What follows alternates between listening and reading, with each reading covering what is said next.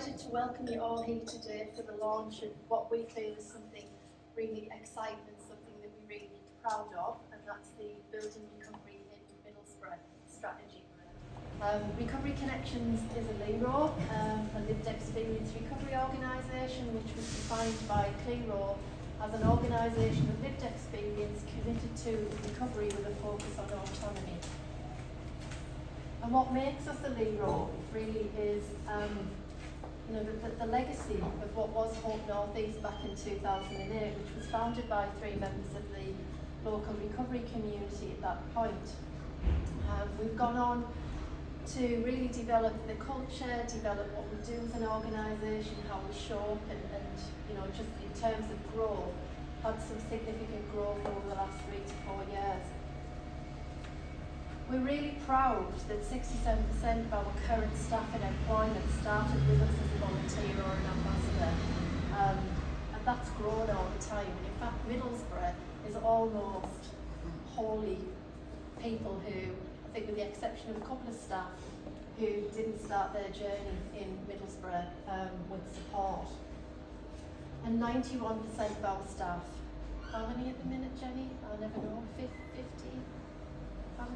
54 staff, 91% of our 54 staff have lived experience, and again that's something that we're really proud of, and what makes us who we are. I'm Jonathan Bowden. I'm the lead for addictions and vulnerable groups for South Tees Public Health. And I'm just going to sort of set the scene a little bit in terms of our system, and talk about basically how we're trying to make sure that contagious recovery is spread right throughout the town as a collaborative whole. So what all that means is that we're trying to move away from the traditional approach of sort of a drugs and alcohol system being in one silo, domestic abuse work being another, mental health, all of the different topic areas operating almost independently of each other. There's no way that we can allow that to continue, and thankfully the national and local direction are both pushing us away from that.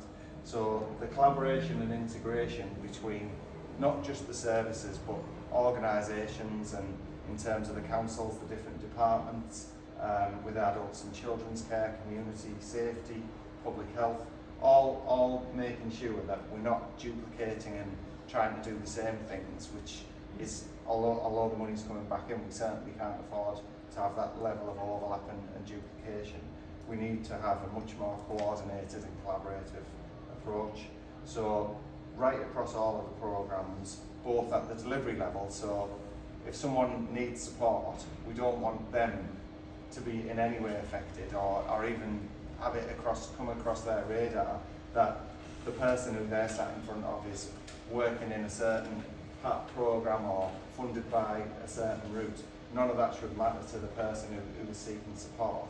But similarly, we want the partnership level strategic approach to also break down those barriers and stop seeing things as this is where my responsibility starts and stops. We need to sort of foster that collaboration. So a key element of that is the meaningful role for those with lived experience. So we are developing, again, the catalyst has been changing futures, but we've got a lived experience group that's continuing to develop. And again, speaking of the contagious recovery, we know the most powerful attraction is through word of mouth. So what we see for that group is that they provide input at every level and really hold up a mirror to what we're trying to do as a system to make sure that we're heading in the right direction and we're meeting local needs. And then obviously with the Building Recovery in Middlesbrough initiative, that's sort of building on some of the work that's happened with Jobs, Friends and Houses and the Recovery Connections initiatives, bringing all that together, then lived experience has got to be at the absolute heart of that. And then to steal a phrase, you alone can recover, but you cannot recover alone. Again, that's true at every level in terms of building the recovery capital for individuals, at a community level and at the whole system level. It's not just about one service or a group of substance misuse services trying to do every element of things. We have to work with other partners in terms of the housing side, in terms of the employment initiatives, in terms of mental health support and the whole remit, so that we're looking at the whole person's needs. This really matches, as I say, the national steer, so I'm sure most of you will have heard about or read the Dame Carol Black review that was done in 2 parts, and the strong recommendations that came out of that. There was a lot of response to probably the last decade of cuts to funding and capacity and specialism within substance misuse, and part of her recommendations were that we bring in much more ring-fenced and longer-term funding. We bring back specialism at both the customer facing and frontline delivery, as well as the procurement and public health sides, and that we put lived experience at the heart of everything we do. The approach and some of the aims is that we have more equitable support for everyone who is has got one or more vulnerability, for want of a better word. We're looking to achieve recovery city status, again working with David, and some of that involves working with regeneration colleagues within the council, and working with community safety and regen partners. We can influence that. We've got the IPS employment initiative, where again I think Dr. presentation is going to put more detail on that. But working with Job Centre Plus, Tees Valley Combined Authority, other large employers, we're hoping to spark more and more employment opportunities for people in recovery within our system. So I'm passionate about Middlesbrough, but I'm also really passionate about people. I got my recovery or life change in a little bit of a different way to a lot of people. I came down to Recovery Connections not knowing it was Recovery Connections. It was Hope North East, as I believed at the time. And what stood out for me was the lived experience. I didn't know what the term lived experience was. And I found myself relating to people, and everybody comes from different backgrounds, everybody's got different journeys. But there was one thing that stood out for me that allowed me to sustain my life change, and it was the compassion. It was the ability to have conversations. Now I understand Recovery Connection, we've always worked towards a harm reduction approach. There can sometimes be a harm reduction or it's an abstinence-based approach to recovery. For me, life change, and for our community, it is about a positive life change and moving in a direction that we want to move in as human beings. So all of us here today, hopefully getting on the same page and being able to have compassionate, open conversations with each other and with the wider population in Middlesbrough and the UK is a real chance to make recovery even more contagious. I see on a daily basis within Middlesbrough, I see it with the harm reduction team, I see it with the ambassadors, I see it with the HRU. It worked. How many people in this room have had a coping mechanism that they didn't like? If everyone raised their hands in this room who's had leaned on something in their life when things haven't been going too well that they hadn't liked. I'd imagine there's a lot of people in this room who have.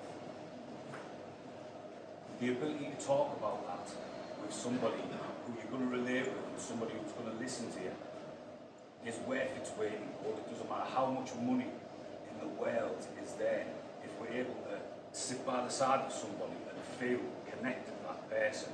We've all got lived experience, but for me, I love the job we do, I love Middlesbrough, and I'm loving seeing the way.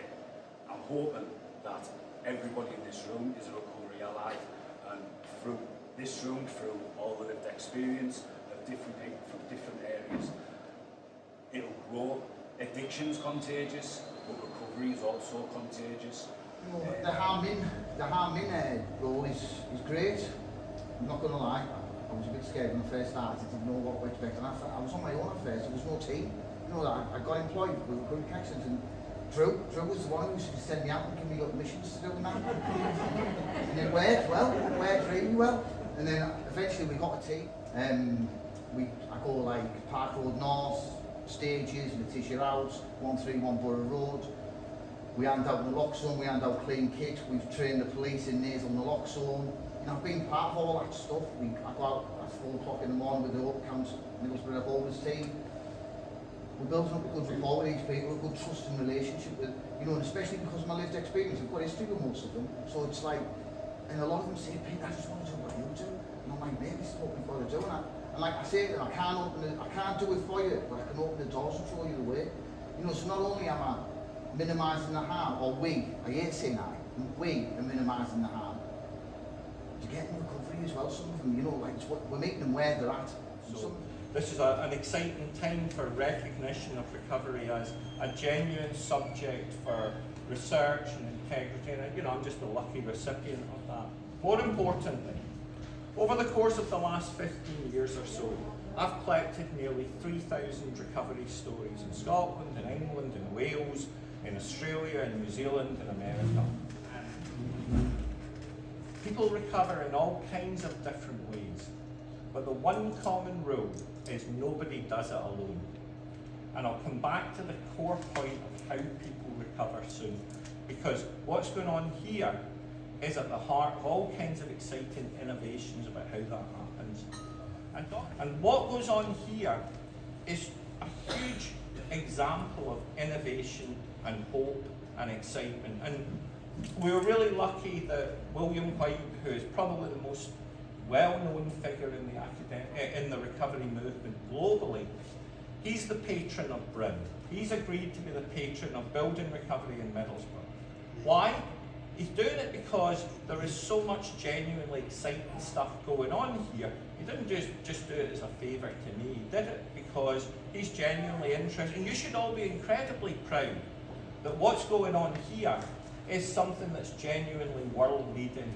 It's genuinely something new and exciting. And we are at a moment of opportunity. And the reason you're all here today is we have started a journey. And the journey is growing in various directions that I'll talk about.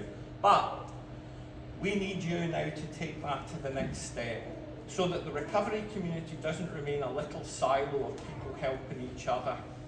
Its successes become Middlesbrough successes, way outside of the bubble of addiction recovery. It becomes something that helps to change and transform the community. So we're going to be doing research, we're going to be doing training, we're going to be doing capacity building. We're going to test some of those innovations. And one of the things that the College of Lived Experience nationally did was, a year or so ago, we started a process where we decided lots of recovery organisations don't want to pay money to universities to bring in researchers to evaluate them. So we're going to run a training course for peer recovery research, teach people to be recovery researchers who were members of the recovery community. And it went really well with 31 people trained, and one of them has now published their own research. First off the blog, stand up for a second, Paula, and everybody give her a round of applause.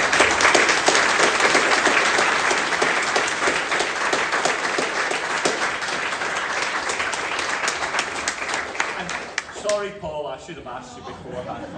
Sorry about that, but I'm genuinely proud of what you've done, so well done. And that's what we want to do. You know, we want to be able to say, grow our own, build our own skills and capacity.